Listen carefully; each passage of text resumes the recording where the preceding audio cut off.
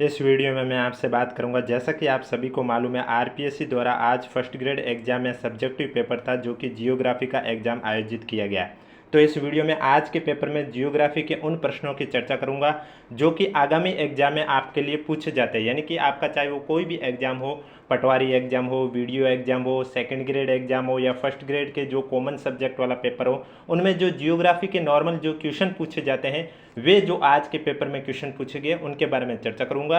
Video पसंद आए तो वीडियो को लाइक कीजिए, चैनल जरूर सब्सक्राइब कीजिए, क्योंकि आपको इस यूट्यूब चैनल पर इसी तरह अधीनस्थ बोर्ड या आरपीएससी चाहे कोई भी हो, चाहे आयोग करवाए आरपीएससी या अधीनस्थ बोर्ड द्वारा पेपर कोई भी आयोजित किया जाए, फिर चाहे वो आपका छोटे से छोटी भर्ती का पेपर हो, यानी कि जिसमें स्टूडेंट की संख्या चाहे 64 हो या फिर जिसमें स्टूडेंट की संख्या चाहे 25 लाख हो, सभी पेपर आपको यहाँ एनालिसिस इस यूट्यूब चैनल के माध्यम से जरूर करवाए जाते हैं। जिससे कि आगामी एग्जाम में किसी भी स्टूडेंट को अगर पीवाईक्यू के क्वेश्चन देखने हो तो वो आप हमारा यूट्यूब चैनल देख सकते हो। इस यूट्यूब चैनल पर आपको जैसे जैसे एग्जाम आयोजित होते हैं वैसे वैसे उनके पेपर एनालिसिस करवाए जाते हैं। इसलिए अगर अभी तक आपने चैनल सब्सक्राइब नहीं किया तो चैनल जरूर सब्सक्राइब करें, नोटिफिकेशन भी ऑन रखें। और इसके अलावा अगर अभी तक आपने हमारा टेलीग्राम चैनल ज्वाइन नहीं किया है तो लिंक नीचे डिस्क्रिप्शन में दिया हुआ, आप जाके ज्वाइन कर सकते हो। तो चलिए वीडियो स्टार्ट करते हैं। वीडियो स्टार्ट करने से पहले एक बार वीडियो को लाइक कर लीजिए, चैनल भी जरूर सब्सक्राइब कर लीजिए। आज के पेपर में क्वेश्चन पूछा गया था कि डोडा बेटा चोटी है, ये निम्नलिखित में से कौन सी पर्वत श्रृंखला में स्थित है। आपके पास ऑप्शन है अन्नामलाई, नल्लामाला, नीलगिरी, इलायची। तो इसमें आपका राइट आंसर हो जाएगा जो डोडा बेटा चोटी है ये आपके नीलगिरी पर्वत श्रृंखला में स्थित है। सी आपका करेक्ट आंसर हो जाएगा। ये नॉर्मली बहुत बार पूछा जाता है एग्जाम में क्वेश्चन। नेक्स्ट क्वेश्चन है आपके सामने, पहाड़ी ढाल चक्र सिद्धांत के प्रतिपादक कौन थे। ये सब्जेक्टिव का पेपर का क्वेश्चन हो गया है, फिर भी आपको आंसर बता देता हूँ। इसमें आपके पास ऑप्शन है A Young, W M Davis, L C King, W Penck. तो पहाड़ी ढाल चक्र सिद्धांत के जो प्रतिपादक थे वो एल सी किंग थे, यानी कि सी आपका करेक्ट आंसर हो जाएगा। नेक्स्ट क्वेश्चन है आपके सामने, भारत की प्रथम राष्ट्रीय जनसंख्या नीति कब लागू की गई थी। आपके पास ऑप्शन है 1972, 1976, 1984 या 2000। तो भारत की जो प्रथम राष्ट्रीय जनसंख्या नीति है वो कब लागू की गई थी। राइट आंसर हो जाएगा 1976 में, यानी कि बी आपका करेक्ट आंसर हो जाएगा। नेक्स्ट क्वेश्चन है आपके सामने, निम्नलिखित को सुमेलित कीजिए, नीचे दिए गए कूट से सही उत्तर का चयन कीजिए। एक साइड आपका खनन क्षेत्र है और एक साइड आपका खनिज है। ये क्वेश्चन आरपीएससी लगभग हर भर्ती में पूछा करती है, खनन क्षेत्र और खनिज से। चाहे आप कॉमन पेपर सब्जेक्टिव जो जीके का था वो भी आप देख सकते हो, कल भी इस टॉपिक से क्वेश्चन पूछा था और आज सब्जेक्टिव पेपर में भी यहाँ से क्वेश्चन पूछा है। और आगामी एग्जाम चाहे कोई भी हो वहाँ खनन क्षेत्र से क्वेश्चन जरूर पूछा जाता है। तो इसमें आपका सबसे पहले एक साइड दे रखा है खनन क्षेत्र, जिसमें है अकवाली, सतकुई, रामपुरा आगूचा, जगपुरा भूकिया, मांडो की पाल, सबला लोहारिया। और दूसरी साइड खनिज है फ्लोराइड, सोना, लाइमस्टोन, तांबा, सीसा, जस्ता। आपको सुमिलित करके करेक्ट आंसर बताना है। तो सबसे पहले जो खनन क्षेत्र है अकवाली और सतकुई खनन क्षेत्र, ये आपके कौन से खनिज के लिए प्रसिद्ध हैं। ये आपके कौन से खनिज के लिए प्रसिद्ध है, तो इसमें आपका हो जाएगा चौथा, यानी कि तांबे के लिए प्रसिद्ध है अकवाली और सतकुई।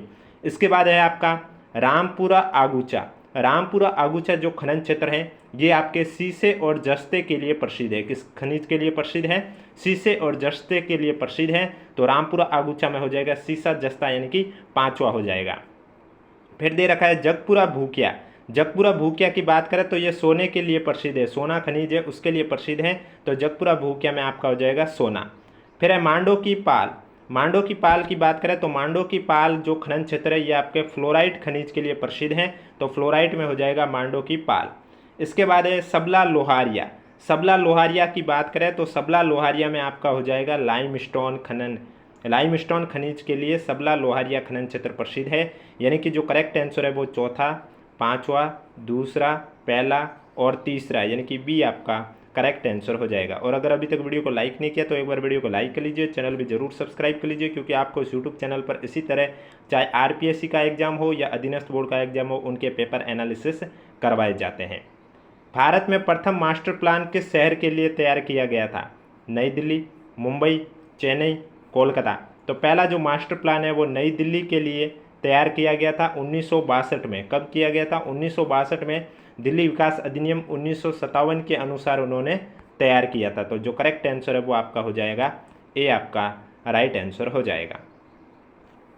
नेक्स्ट क्वेश्चन पूछा गया है, निम्नलिखित में से कौन सी बनास की सहायक नदी नहीं है। अब आपको मालूम है जियोग्राफी में ज़्यादातर क्वेश्चन अरावली पर्वत श्रृंखला से पूछे जाते हैं, या फिर पर्वत चोटी की क्रम पूछा जाता है, या फिर आपके जनगणना से पूछा जाता है, या नदियों से पूछा जाता है, या फिर खनन क्षेत्र से पूछे जाते हैं।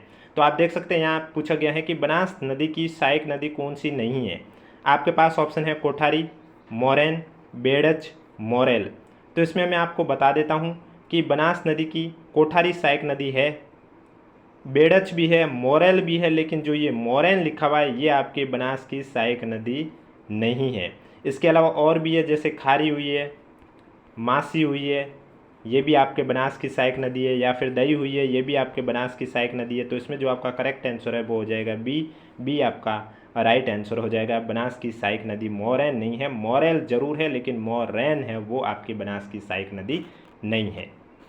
नेक्स्ट क्वेश्चन आपके सामने, एक साइड सिंचाई परियोजना है और दूसरे साइड उनके जिले दे रखे हैं, कौन से युग में सही सुमेलित है वो आपको बताना है। सबसे पहले दे रखा है रेवा प्रतापगढ़, लासी बारा, फोलाई लिफ्ट झालावाड़, काली तीर लिफ्ट धौलपुर। तो इसमें जो रेवा प्रतापगढ़ दे रखा है ये आपका गलत है, क्योंकि रेवा सिंचाई परियोजना आपके कोटा जिले में स्थित है। कहाँ पर स्थित है? कोटा जिले में स्थित है। इसका मतलब ये तो आपका गलत हो गया। दूसरा है लासी सिंचाई परियोजना, लासी सिंचाई परियोजना 12 एकदम सही है।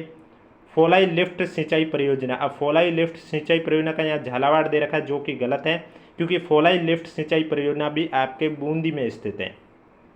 कहाँ पर स्थित है? बूंदी में स्थित है। इसका मतलब ये भी आपका गलत हो गया। फिर है काली तीर लिफ्ट परियोजना, तो काली तीर लिफ्ट सिंचाई परियोजना धौलपुर में स्थित है, ये सही है। तो इसका मतलब जो इसमें आपका युग में सही सुमेलित है वो बी और डी ही सही है। बी और डी आप ऑप्शन में देखोगे तो ऑप्शन नंबर सी आपका करेक्ट आंसर हो जाएगा। ऑप्शन नंबर सी आपका राइट आंसर हो जाएगा। नेक्स्ट क्वेश्चन है, निम्नलिखित में से अरावली पर्वत की चोटियों का ऊंचाई के अनुसार सही घटता क्रम बताइए। जैसा कि मैंने अभी आपको कहा था ये क्वेश्चन आरपीएस से ज़्यादातर पूछे जाती है। अरावली पर्वत चोटियों का क्रम है, ये तो आरपीएस क्या पटवारी में भी पूछा जाता है। तो यहाँ आपको पता होना चाहिए सभी की ऊंचाई। यहाँ आपको 4 पर्वत चोटी दे रखी, एक रघुनाथगढ़, एक नागपानी, एक ऋषिकेश और एक तारागढ़। तो इनकी जब आपको ऊंचाई मालूम होगी तो आप इस क्वेश्चन को सोल्व कर सकते हैं, क्योंकि यहाँ पूछा घटता हुआ क्रम में बताना, यानी कि अवरोही क्रम में बताना, यानी कि सबसे बड़ी सबसे पहले, उसके बाद उससे कम, उसके बाद उससे कम, जैसे जैसे बाद में घटती जाएगी तो उस क्रम में आपको बताना है। तो उसके लिए आपको पता होना चाहिए रघुनाथगढ़ है, इसकी ऊंचाई कितनी है। रघुनाथगढ़ की ऊंचाई बात करें तो रघुनाथ की गढ़ की ऊंचाई है 1055 मीटर। इसके बाद है नागपानी, नागपानी की ऊंचाई कितनी है? नागपानी की ऊंचाई है 867 मीटर। फिर आता है ऋषिकेश, ऋषिकेश की ऊंचाई कितनी है? 1017 मीटर। फिर आता है तारागढ़, तारागढ़ की ऊंचाई कितनी है? 873 मीटर। तो अब आप खुद ही चेक कर लीजिए। आपको यहाँ लिखना है घटते हुए क्रम में, यानी कि सबसे ज़्यादा जिसकी ऊंचाई है वो सबसे पहले नाम आएगा। तो आप देख सकते हैं 1055, 867, 1017 और 873 में 1055 सबसे अधिक है। ये किसकी है? रघुनाथगढ़ की। तो पहले नंबर पर तो रघुनाथगढ़ ही आएगा। पीछे बची है 867, 1017, 873। 1017 किसकी है? वो दूसरे नंबर पर, यानी कि ऋषिकेश। यानी कि रघुनाथगढ़ के बाद ऋषिकेश आएगा, तो रघुनाथगढ़ के बाद ऋषिकेश ऑप्शन नंबर 4 में देखने को मिल रहा है। फिर 873 और 867 में आपका पहले 873 आएगा जो कि किसकी है? तारागढ़ की। इसका मतलब ऋषिकेश के बाद आएगा तारागढ़ और फिर आएगा आपका नागपानी, यानी कि जो करेक्ट आंसर है वो डी हो जाएगा। तो इस तरह से पर्वत चोटियाँ तभी आपसे सॉल्व होगी जब आपको उनकी ऊंचाई पता होगी, अन्यथा ये क्वेश्चन आपका गलती होता है। तो यहाँ पर पूछा सही घटता हुआ क्रम कौन सा है, तो आपका यहाँ अवरोही क्रम में लिखना था, और अगर पूछते सही बढ़ता हुआ क्रम कौन सा है तो उसमें आपको आरोही क्रम में लिखना था। नेक्स्ट क्वेश्चन है आपके सामने, मैन स्प्रिंग्स ऑफ सिविलाइजेशन नामक पुस्तक के रचयिता कौन थे? Ritter, Humboldt, Huntington, Ratzel. तो मैन स्प्रिंग्स ऑफ सिविलाइजेशन जो पुस्तक है इसके लेखक आपके थे हंटिंगटन, यानी कि जो करेक्ट आंसर है वो आपका हो जाएगा सी। नेक्स्ट क्वेश्चन है, म्यांमार की अंतर्राष्ट्रीय सीमा के साथ लगे हुए भारत के राज्यों का सही समूह है। नागालैंड, त्रिपुरा, मणिपुर, मिजोरम, असम, अरुणाचल प्रदेश, नागालैंड, मणिपुर, अरुणाचल प्रदेश, नागालैंड, मणिपुर, मिजोरम, मेघालय, मणिपुर, त्रिपुरा, असम। तो आप सभी को मालूम है म्यांमार की जो अंतर्राष्ट्रीय सीमा है वो भारत के 4 पूर्वोत्तर राज्य हैं उनके साथ इनकी सीमा लगती है। तो वो 4 पूर्वोत्तर राज्य कौन से हैं? तो वो है आपके अरुणाचल प्रदेश, नागालैंड, मणिपुर और मिजोरम, यानी कि जो करेक्ट आंसर है वो आपका हो जाएगा सी। करेक्ट आंसर क्या हो जाएगा? सी आपका राइट आंसर हो जाएगा। नेक्स्ट क्वेश्चन, जनगणना 2011 के अनुसार भारत में क्रमशः न्यूनतम और अधिकतम जनसंख्या घनत्व वाले राज्य कौन से हैं? अरुणाचल प्रदेश, केरल, अरुणाचल प्रदेश, बिहार, मिजोरम, पश्चिम बंगाल, नागालैंड, महाराष्ट्र। तो यहाँ पर पूछा गया है जनसंख्या घनत्व के बारे में। तो कल के पेपर में भी आपने देखा होगा जनसंख्या घनत्व के बारे में क्या क्वेश्चन पूछा था कि 2001 और 2011 की जनगणना में जो दशकीय जनसंख्या घनत्व उसमें कितना अंतर आया था। तो वो आपको पता होना चाहिए जनसंख्या घनत्व कितना है। अब इस क्वेश्चन में तो भारत का पूछा, लेकिन जो आपको पेपर में पूछा था, जो जीके का कॉमन पेपर था, उसमें राजस्थान का पूछा था। तो हम दोनों की बात कर लेते हैं। सबसे पहले भारत की बात करते हैं। तो भारत का जनसंख्या घनत्व कितना है? 382 व्यक्ति प्रति वर्ग किलोमीटर है। अब यहाँ क्वेश्चन में पूछा है कि भारत के कौन से राज्य का न्यूनतम और कौन से राज्य का अधिकतम जनसंख्या घनत्व है। तो न्यूनतम की बात करें तो अरुणाचल प्रदेश का जनसंख्या घनत्व न्यूनतम है, और अधिकतम की बात करें तो बिहार राज्य का जनसंख्या घनत्व अधिकतम, यानी कि बी आपका राइट आंसर हो जाएगा। अब राजस्थान का, जैसे कि आपको कल के क्वेश्चन में पूछा गया था, तो आपको पता होना चाहिए 2011 की जनगणना के अनुसार जो राजस्थान का जनघनत्व है वो कितना है? 200 है। और 2001 में कितना था ये? 2001 में राजस्थान का घनत्व था वो 165 था। इसका मतलब 165 से 200 वृद्धि हुई है, और वो कितने की वृद्धि हुई? 35 की वृद्धि हुई। तो ये चीज़ आपको पता होना चाहिए। ठीक इसी तरह एक क्वेश्चन ऐसा भी पूछा गया था PYQ में, RPSC ने एक बार पूछा था इसी तरह साक्षरता दर में कि पुरुषों और महिलाओं की जो राजस्थान की साक्षरता दर है उसमें कितने का अंतर है? तो उसमें 27 का अंतर है। ये भी आपको पता होना चाहिए। लगभग कितने का अंतर है? 27 का अंतर है। ये भी आपको पता होना चाहिए, क्योंकि ये भी क्वेश्चन पूछा गया था। जिस तरह से कल उन्होंने जनसंख्या घनत्व का अंतर पूछा था, इसी तरह एक बार उन्होंने साक्षरता का भी अंतर पूछा था। नेक्स्ट क्वेश्चन, एक साइड ग्रंथ है, दूसरी साइड लेखक है। ये क्वेश्चन तो वैसे सब्जेक्टिव पेपर का ही है, क्योंकि ये बाकी नॉर्मली एग्जाम में नहीं पूछे जाते हैं, फिर भी मैं आपको बता देता हूँ इसमें। जैसे कि कॉस्मोस ग्रंथ के लेखक कौन है? कॉस्मोस ग्रंथ के लेखक है हम्बोल्ट। फिर दे रखा है अर्धकुंडे का। अर्धकुंडे का जो लेखक है ग्रंथ के रीटर है। वॉल्कर कुंडे ग्रंथ के लेखक है रेंट जेल। और कॉरिडोर्स ऑफ टाइम ग्रंथ के लेखक है फ्ल्यूर। यानी कि चौथा, दूसरा, तीसरा, पहला आपका करेक्ट आंसर हो जाएगा। इसका मतलब डी आपका राइट आंसर हो जाएगा। नेक्स्ट क्वेश्चन है, निम्नलिखित में से कौन सी नदी सर्वाधिक प्रदूषित है? गोदावरी, ब्रह्मपुत्र, सतलुज, यमुना। तो सर्वाधिक प्रदूषित यमुना नदी है। डी आपका करेक्ट आंसर हो जाएगा। देखो इस वीडियो में वे क्वेश्चन आज के पेपर जो जियोग्राफी सब्जेक्टिव पेपर हुआ था उसमें जो वे क्वेश्चन छांट के लाया हूँ, जो कि नॉर्मली एग्जाम हर कंपटीशन में जियोग्राफी में उस टॉपिक से क्वेश्चन बनते हैं। अब एक दो सब्जेक्ट के बीच में आ गए हैं, बाकी मैंने आपको वही क्वेश्चन बताए हैं जो कि नॉर्मली हर एग्जाम में पूछे जाते हैं। जैसे कि आप देख सकते हैं ये क्वेश्चन है कि राजस्थान में 2011 की जनगणना के अनुसार निम्न में से किस जिले का जनसंख्या घनत्व 100 से कम है? आपके पास ऑप्शन है चूरू, पाली, बाड़मेर, जोधपुर। अब आपको मालूम है राजस्थान के ऐसे टोटल 3 जिले हैं जिनका जनसंख्या घनत्व है वो 100 से भी कम है। वो 3 जिले कौन से हैं? एक तो आपका बाड़मेर है, इसके अलावा एक आपका जैसलमेर है, इसके अलावा एक आपका बीकानेर है। अब ऑप्शन में आप देखोगे तो आपको यहाँ पाली, जोधपुर, चूरू, बाड़मेर, यानी कि बाड़मेर, जैसलमेर, बीकानेर में से बाड़मेर ऑप्शन में देखने को मिल रहा है। तो सी आपका करेक्ट आंसर हो जाएगा। हो सकता है आगे कभी पूछे और आपको बाड़मेर की जगह जैसलमेर या बीकानेर ऑप्शन में देखने को मिल जाए, इसलिए आपको पता होना चाहिए टोटल कितने ज़िले हैं और वो कौन कौन से ज़िले हैं जिनका जनसंख्या घनत्व 100 से भी कम है। तो करेक्ट आंसर आपका हो जाएगा सी। नेक्स्ट क्वेश्चन, अब नेक्स्ट क्वेश्चन आपसे पूछा गया, जनगणना 2011 के अनुसार राजस्थान के किन जिलों में क्रमशः ग्रामीण व नगरीय लिंगानुपात सर्वाधिक है? भीलवाड़ा, चित्तौड़गढ़, डूंगरपुर, प्रतापगढ़, पाली, टोंक, राजसमंद, बांसवाड़ा। लिंगानुपात की बात करें तो आप सभी को मालूम है राजस्थान का 2011 की जनगणना के अनुसार लिंगानुपात कितना है? 928 है। अब यहाँ पूछा गया है कि ग्रामीण लिंगानुपात सबसे अधिक और नगरीय लिंगानुपात सबसे अधिक किसका है? तो ग्रामीण में तो लिंगानुपात सबसे अधिक है पाली का, और नगरीय में बात करें तो टोंक का है। पाली का कितना है? पाली का ग्रामीण लिंगानुपात 1003 है, और टोंक का नगरीय लिंगानुपात कितना है? 985 है। तो ये आपका सर्वाधिक है। तो करेक्ट आंसर आपका हो जाएगा सी, पाली, टोंक। और अगर अभी तक वीडियो को लाइक नहीं किया तो एक बार वीडियो को लाइक जरूर करें, चैनल भी जरूर सब्सक्राइब करें, क्योंकि आपको इस यूट्यूब चैनल पर इसी तरह आरपीएससी और अधीनस्थ बोर्ड के जितने भी एग्जाम होते हैं कॉम्पिटिशन एग्जाम, चाहे वो छोटी से छोटी भर्ती हो या बड़ी से बड़ी भर्ती हो, उनके पेपर एनालिसिस आपको इस यूट्यूब चैनल पर करवाए जाते हैं, जिससे कि आगामी एग्जाम चाहे वो आपका कोई भी हो, 4th ग्रेड हो, 2nd ग्रेड हो, पटवारी हो, एलडीसी का हो, हाई कोर्ट 4th ग्रेड का हो या फिर वीडियो का हो, कोई भी एग्जाम हो, उनके लिए पीवाईक्यू के क्वेश्चन अगर आपको देखने हैं तो पीवाईक्यू के क्वेश्चन देखने के लिए आप हमारे चैनल से जुड़ सकते हैं। चैनल सब्सक्राइब कीजिए, वीडियो हो सके उतना से अधिक लाइक कीजिए। नेक्स्ट क्वेश्चन है, भारत में मृदा संरक्षण विभाग की स्थापना कब की गई थी? 1953, 1960, 1954, 1956।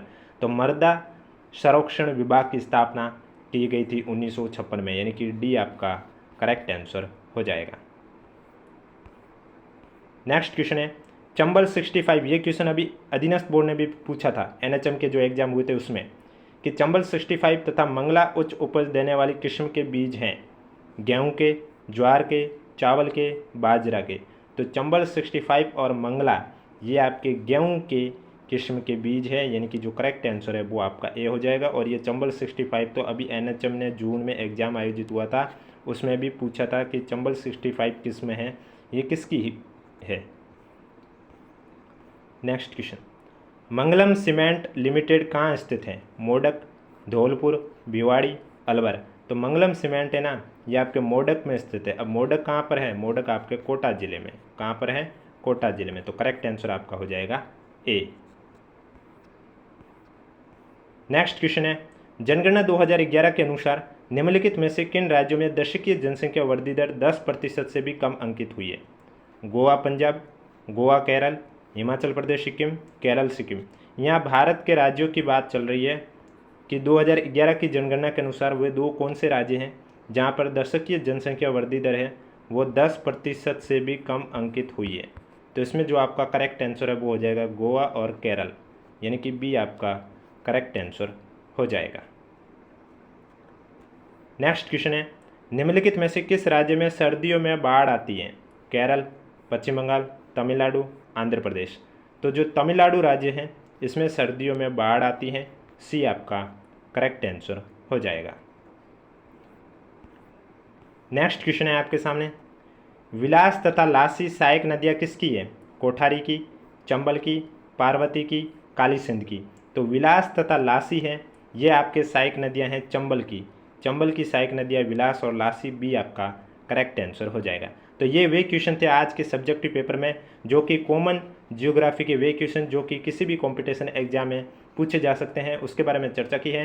वीडियो पसंद आए तो वीडियो को लाइक कीजिए, चैनल जरूर सब्सक्राइब कीजिए, क्योंकि आपको इस यूट्यूब चैनल पर इसी तरह group B, group C, group D और ग्रुप ई के जो कॉमन पेपर है, फर्स्ट पेपर हैं, उनका पेपर एनालिसिस करवाया जाएगा। और इसी तरह जो सब्जेक्टिव पेपर के जो कॉमन क्वेश्चन है जो कि हर कॉम्पिटिशन में पूछे जाते हैं, उनका भी एनालिसिस आपको इस यूट्यूब चैनल पर देखने को मिलेगा। इसलिए अगर अभी तक आपने चैनल सब्सक्राइब नहीं किया तो चैनल जरूर सब्सक्राइब करें, नोटिफिकेशन भी ऑन रखें। और इसके अलावा अगर अभी तक आपने हमारा टेलीग्राम चैनल ज्वाइन नहीं किया है तो लिंक नीचे डिस्क्रिप्शन में दिया हुआ, आप जाके ज्वाइन कर सकते हो।